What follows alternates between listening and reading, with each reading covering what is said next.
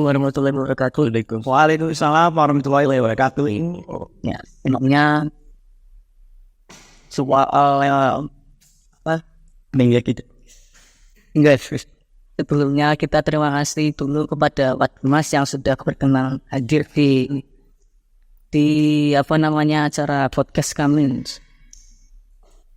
yang bertemakan Pak Mas Rizal Tentang pendidikan seni. Ya. tentang wayang seni Ini tentang struktur pendidikan seni apa akar-akarnya. sampai ke akar-akarnya. Nah, kita akan bahas dengan di sini narasumbernya Pak Dumas dari Unikal yang apa namanya? Seni ya Pak. Iya. Pakar seni bahasanya Mas. Ya. Kami sudah membuat beberapa pertanyaan Pak. Oh, ada pertanyaan. Ada Mbak. Iya. Nah, itu dari apa namanya temukan dari kami. Yang pertama nih Pak, langsung to the point aja. Nah, mengapa pendidikan seni perlu diajarkan pada anak usia dini Pak? So, alasannya anak ini Karena seni itu kan selain keindahan atau estetika ini ya sebagai pendidikan karakter iya Pak. untuk mengasah panca indera. Terus sebenarnya berbicara tentang seni, panca indera itu tidak berserakan seakan diri sendiri, tapi ada korelasi antara indera dengan indera yang lain. Di seni terhubung aja. Ya, betul. Namanya sinestika. Jadi sinkronisasi antara estetika visual, ada audio. Oh gitu ya. Berarti beliau Pak Dumas itu perlu ya saya. Perlu sebenarnya. Karena pendidikan karakter itu harus ditanamkan sejak dini. Ya, sejak dini. Karena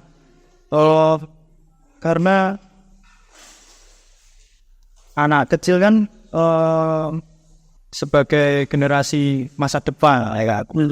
Jadi itu pendidikan karakter itu layaknya ditanamkan sejak dini.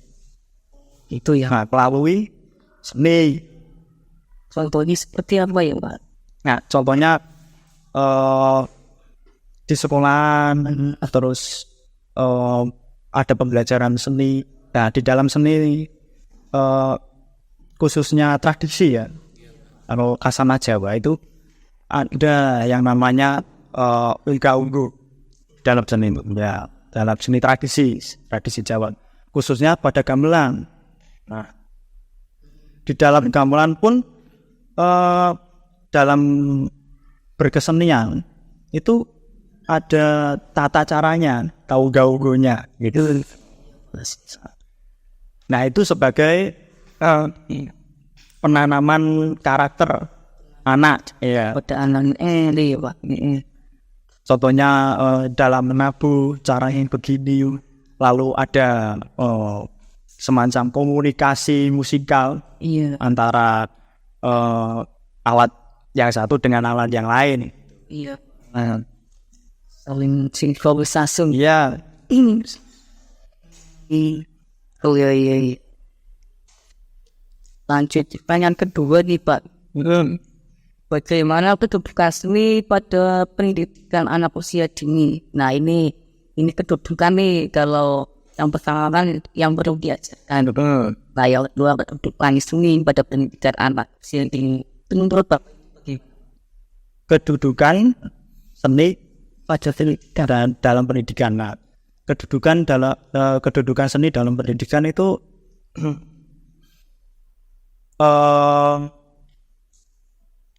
sangat penting ya kedudukannya.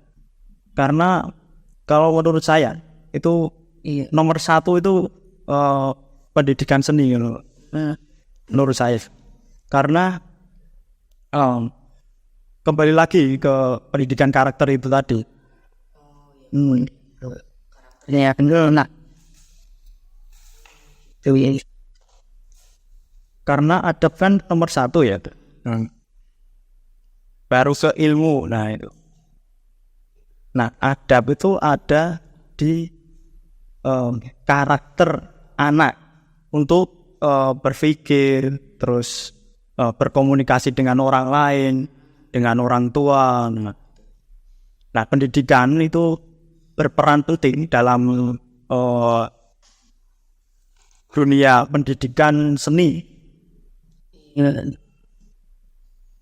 Berarti sangat penting ya sebetulnya Pak masih Pak. Lanjut yang ketiga nih Pak, Ya, definisi menurut Pak Tuma sendiri Pak, definisi seni Pak. definisi seni. Nah, secara umum definisi seni itu ya estetika atau keindahan secara umum. Iya Pak. Kalau menyangkut dengan tadi pendidikan seni, yaitu kembali lagi pendidikan karakter, yaitu mengasah panca indera tadi, yang pertanyaan nomor 1 itu. Nah lagi Mengasah panca indera juga bisa diartikan sebagai seni sebagai bahasa dalam kehidupan berbudaya. contohnya itu seperti bahasa daerah. Nah, seperti itu. Terus dalam karya seni kan seni itu berbicara. Otomatis pengkarya atau pencipta seni itu berkomunikasi dengan penikmat seni atau penonton lah. Berarti ada tiga baliknya Nah, yang kuat dan Indonesia satunya tuh buat seni pencipta seni ada lagi hingga kritikus seni juga ada yang tugasnya untuk kritik ya. ini Pak Sampai.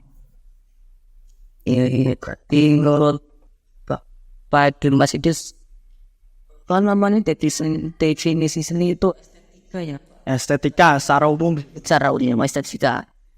Oke, baik. Yang lanjutkan Pak untuk pertanyaan ketiga, langsung to the point aja, singkat padat dan jelas. Iya, jelas. Upaya apa sih yang dapat dilakukan antara anak-anak sukses dan tertarik pada seni Pak? Nah, Caranya itu gimana Pak? iya, pertanyaan yang bagus. Oh, pertanyaan apa? Apa ini? Silakan Mas Yusuf. Ada pertanyaan? Iya, Bagaimana? Ini kan itu soalnya tentang cara menumbuhkan minat seni pada anak-anak itu lebih pada komersial gitu sih Pak. Nah, seperti itu. Caranya gimana dan keselam? Ada juga di kampusku ya. Baru-baru ini membuat game. Game online kayak Mobile Legends lah. Nah, Mobile Legends gitu, tapi tentang instrumen alat musik Nusantara. Nah, belajar dari situ kita menumbuhkan minat anak-anak untuk belajar kesenian, khususnya kesenian di Nusantara ini gitu.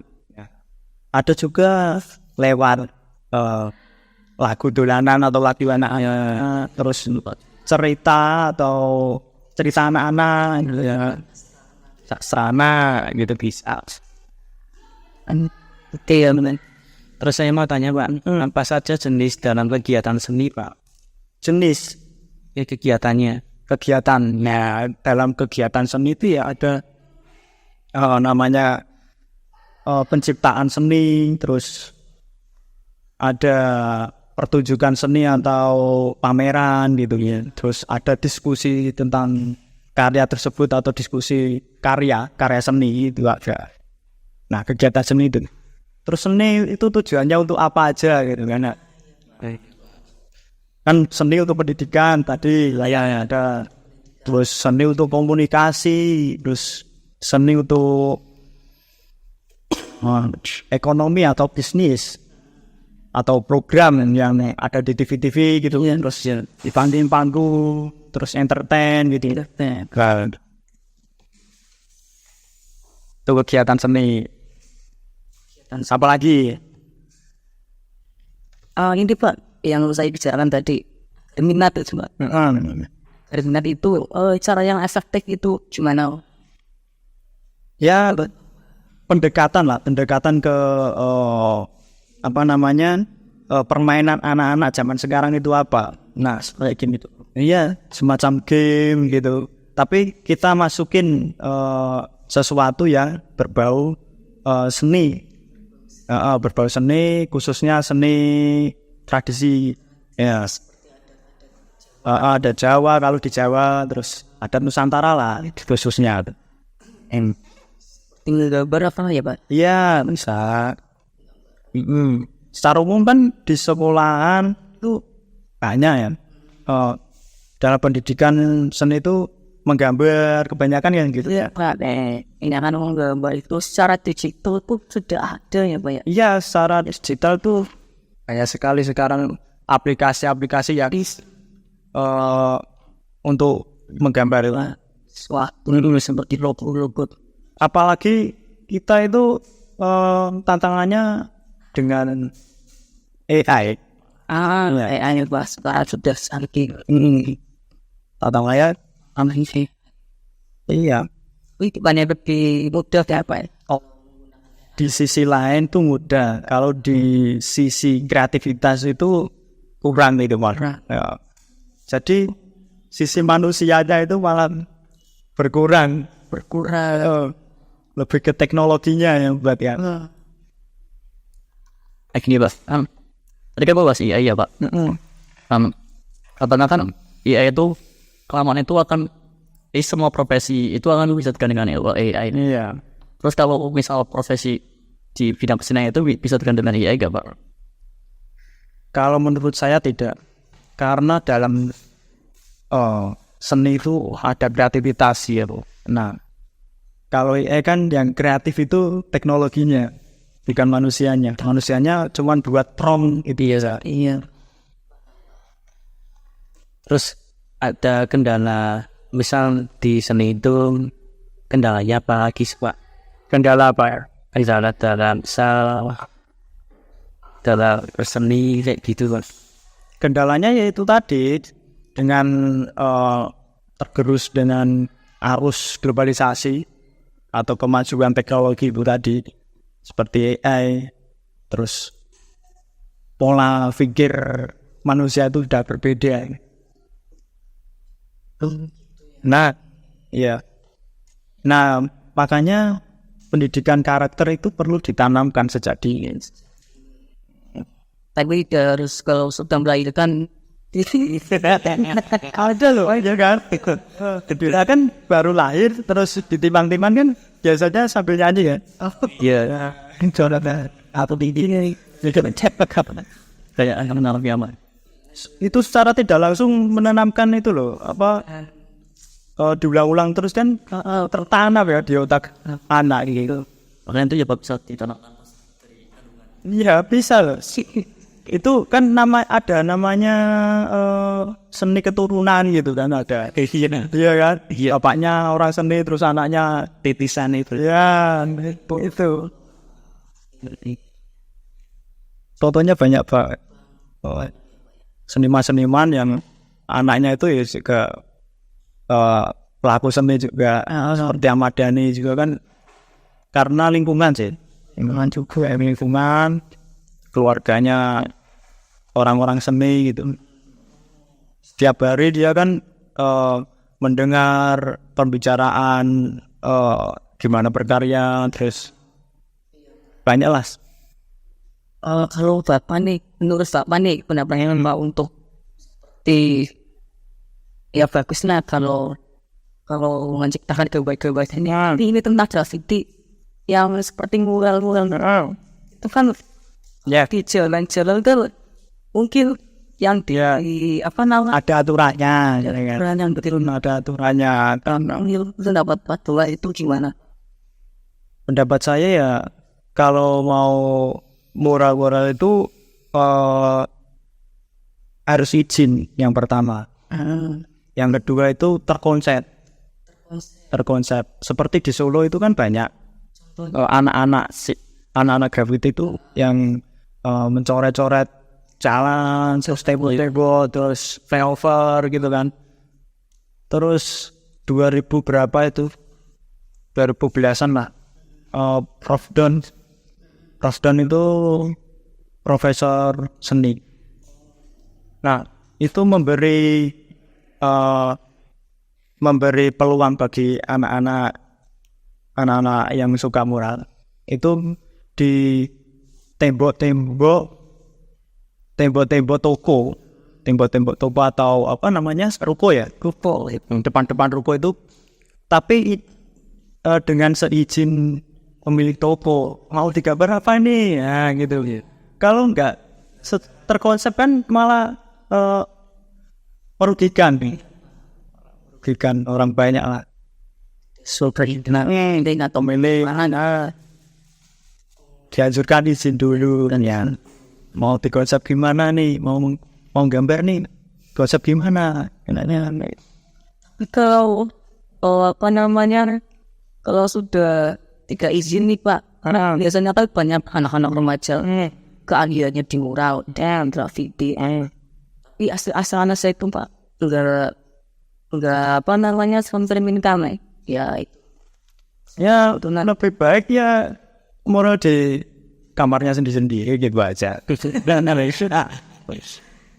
kembali lagi itu kan ada perdanya kan, ada udah nggak boleh merusak fasilitas umum gitu. Ya sampai Lagi Nah, Pak, saya ada foto pernah tadi untuk mural ini sana untuk berita itu banyak kayak apa jauh tip pakai media pura-pura itu kan. Gimana sih pendapatnya menurut Pak Russo? Kalau ada orang yang di kampanye di tembok gitu, ya sah-sah saja asalkan seizin pemilik. Seumpama itu terutama di tempat umum gitu, ya seizin kepala daerah atau gimana. Kayaknya malah ilegal sih kalau buat apa namanya, kampanye gitu ya. Tetapi yang ditambahkan itu ada identitas seseorang, organisasi itu pemilu kan. Apalagi Banten Pak. Tidak boleh. ini saya mulai yang tadi. Perlu saya nggak boleh. Pak, Ya, moga-moga biar gak garis Pak. santai aja. Tanya apa lagi? Selagi nih Pak, biasanya kan ada beberapa orang dengan yang saya tanya, itu seni ada harganya enggak? Ini seni mahal dan ada harganya. Kalau ya harus bandel uang banyak. Nah saya pikir, oh ini gratis seni ini mahal ya Mbak. Iya tuh Pak, kayaknya gitu Pak. Siapa sih? Ada. Ya kasih Oh ya, maaf lah. ya. Terus Ya itu Pak. Jadi menurut pandangan Bapak ini, seni itu memang benar-benar ada harganya. Wah, dan mahal atau tidak bisa dijualbelikan. nah, kembali lagi ke tujuan seni itu. Puja dan visi seni kan ada banyak ya tadi ya. Iya. Nah, kalau mahal atau tidak itu menurut nilainya, nilai seni ini. Nah, nilainya. Setiap karya seni kan ada nilainya. Ya tergantung itu biasanya. Ada membuat lukisan terus tidak dijual karena yang melukis malah suka, karena suka tapi jadi dijual. Ini kan banyak. Terus dia suka lalu dijual karena karyanya jelek katanya. Banyak. Dilelas ya. Nah, itu kan kembali lagi ke tujuan seni. Nah, untuk bisnis atau untuk apa, seperti sablon gitu kan. Nah, itu kan ada karya seni. Ada font, warna gitu kan. Bentuk penilaian Kan juga seni. poinnya ke tujuan seni itu dibuat Ya, goalnya mau kemanain ya. definisinya. Mau itu apa gitu. Kalau itu dunia perfilman ini Pak, itu kan banyak sekali Pak. Kalau misalnya dilihat dari nilai keindahan itu apakah perfilman itu memang bisa seharusnya dijual atau gimana itu, atau nggak bisa dijual asli? Kalau kembali lagi bisa dijual apa enggak itu kan tergantung yang produsernya. Tergantung produsernya. Biasanya ya dijual seperti tiketing bioskop itu kan jual karena pendapatan dari tiketing ini kan. Seumpama di bioskop, kalau di platform YouTube viewer gitu kan. Kalau nilai seni dalam perfilman itu dilihat dari dramaturgi atau alur-alur ceritanya. Terus banyak sih kalau berbicara tentang film banyak. Karena genre film juga ada banyak gitu kan. Ada action, terus ada dokumenter, komedi, banyak sih, horor. Ini yang sedang ramai ini sama tapi kuntilanak misteri, kuntilanak atau fajar ini paling bundul Dan sebenarnya tinggal ya nih. dan itu juga sih, kalau menurutku sangat gak setuju kalau seni dalam gamelan terus dimasukin ke perfilman horor gitu, karena mendoktrin atau mendistract penonton bahwasanya gamelan itu horor gitu kan berawal dari film ya, berawal dari film. Dilihat dari storiesnya juga artinya untuk Ya, ada istiadat untuk kalau di keraton itu sebagai ibadah untuk meditasi ya, untuk berkomunikasi dengan yang Maha Kuasa. Biasanya setiap gending atau lagu Jawa itu ada sesuatu energi atau sesuatu pesan untuk Tuhan ya. iya itu ya betul. Ya. Dan juga dalam gamelan itu ada pesan kehidupan dalam pesan moral. Ada pesan moral yang terkandung dalam gending-gending Jawa itu. Ya. Itu Iya. Itu ada maknanya. Enggak semata-mata piring betul iya. Tanya apa lagi? lagi mas sama ini still Tentang seni petarian Pak. Tari. Iya. Ya. Terus kan lebih sekarang kan banyak pada komen yang cowok kalau nari misal nari cebol itu kayak cewek padahal tuh tadi cebol juga yang kan cowok gitu. Kalau bapak itu gimana Pak? Gimana? Ada tari jaipong. Iya kan legend tuh banyak ya komen kan, ada banyak video di TikTok itu yang cowok nari J-pop. Itu pada bilang kalau cowok tuh gak pantas nari J-pop gitu. Padahal kan play J-pop itu hasilnya tuh yang tadi cowok. Terus gimana udah banyak bapak tentang Ya sah-sah saja. Biarin kalau mau ada ya komen apa. Karena kan dalam khususnya seni tari itu malah ada beberapa panca indera yang diasah dalam itu. Ada otot-otot yang gerak, saraf-saraf, terus pengalaman gerak atau pengalaman otot dan pengalaman pikir atau otak diasah. yang masuk ke dalam Apalagi dalam yang kalau di Jawa, kalau di kesenian Jawa itu ada namanya tari Langandrian. Langandrian itu semacam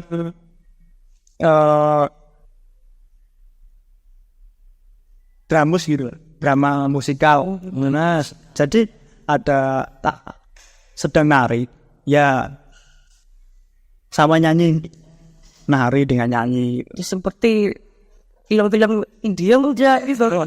Kayak film-film dia. Itu namanya Langan Rian kalau di Jawa. Why for you? Itu ya, The wife on that scene like Ya, sekarang banyak tani jam diaplikasikan jadi tari modern kayak tari kontemporer itu untuk baik kesan saja biasa kalau tari misal tari bola itu dibuat kayak tari modern ini sah-sah saja. Sah-sah saja itu kan termasuk keberagaman. Kayak di daerah-daerah kan tari-tari mode kan malah ya. Iya kan. Nah itu kesenian daerah namanya tari daerah. Nah itu sebagai keberagaman. Kalau kita menyeragamkan malah jadinya nggak kaya lagi dong. mas Tuh, karena kekayaan itu dari bagian ini beragam. definisi seni nih Pak. Untuk pertanyaan yang tidak kami sampaikan nih Pak. Sebelumnya terima kasih banget nih Pak. Siap. Ucapkan banyak terima kasih dan sama dan mohon maaf kalau banyak kesalahan dari kami yang dari bisa bertanya pertanyaan dan jawaban yang kami masukkan atau yang lain selanjutnya yang dipertanyakan kepada Pak Terima. iya maaf dan terus rings Enggak dengan filmnya mohon maaf kalau sudah minta waktu ini ruang Bapak nih Ya, barangkali Bapak dan sibuk atau gimana ya. itu sebenarnya mohon maaf dari kelompok kami sudah paham ngomong luangkan waktu bukan waduh maksudnya sudah memberikan waktu luang Iya. saja ya Pak ya kami awalnya kali saya langsung aja kami tutup dari podcast kali ya yang bisa untuk selalu sedikit sih sama sobat Pak Dimas dan teman-teman ya kami akhiri. Wassalamualaikum warahmatullahi wabarakatuh. Waalaikumsalam warahmatullahi wabarakatuh. Nah, ada lagi. Oh iya, podcast. Iya, ada namanya nih Pak. Podcast namanya apa? Saya kira dari Dimas apa nih Pak? Apa? Yang estetik ini Pak. Mendadak podcast itu. Iya, Mendadak. sisingkan apa itu Pak? Katanya apa? Di Ya gitu aja. Dari post, jadi mendadak post podcast. podcastnya. Terima kasih Pak Dimas dan kawan-kawan.